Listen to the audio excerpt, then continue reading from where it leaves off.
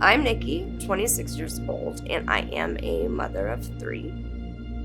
I had a really good childhood. We had a beach house in Mexico. We traveled a lot.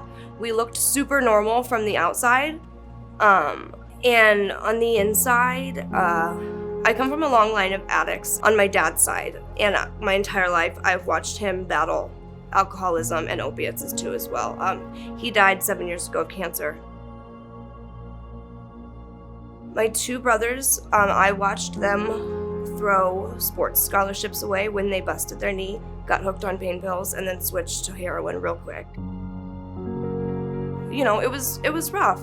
My mom has never touched a drug or a cigarette in her entire life, and she's a saint. I don't know how she ended up with 3 kids that are recovering addicts, but she really tried to block me from that, but you really couldn't because it was all around. So I had a quad accident and I messed up my back pretty bad in high school, and it didn't bother me too much until I got pregnant. He was a huge baby and it was really painful, and so my OB wrote me a script for Vicodin 10s, and it gradually progressed to fentanyl patches and morphine at the same time. Like, they just went from Vicodin to that really quick. And before I had my second baby, my dad died. My middle brother went to jail and my oldest brother left to Washington. And then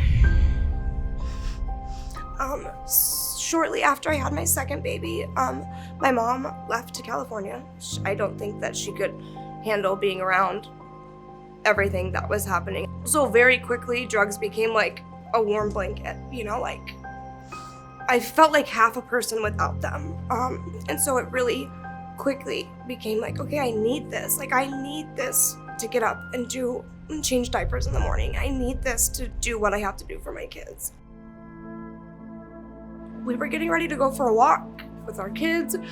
I was there putting on my kids' shoes, and then the next second, I was gone.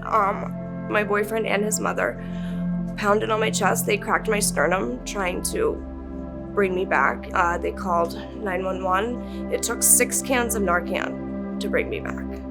I woke up in the hospital. I signed myself out to come home just so I could do more drugs. Like, I overdosed and I went back to doing it the very next morning. It did not click what happened at all, like, until CPS knocked at my door. And as much as I hated every second of them being in my life, if they wouldn't have been there to hold me accountable and make me drug test every week randomly, then it would have been way harder to stay sober. They did not take my kids away, but they did take legal custody.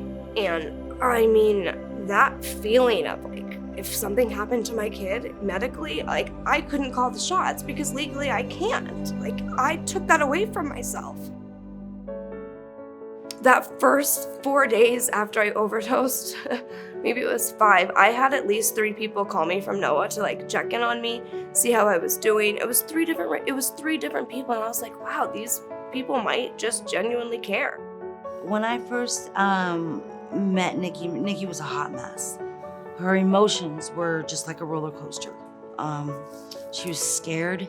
What I was able to provide for her was calmness, care, come up with coping skills, an ability to have a little bit of peace of mind and know that even though you were at this moment in your life, one of the scariest moments in your life that you've ever been in, there's an individual that is going to be there to talk to you, to help take the next best steps forward, address things head on.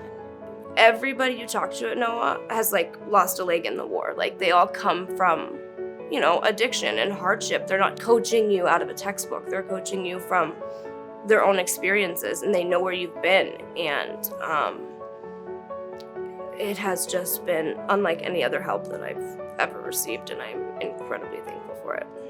I'm absolutely proud of Nikki.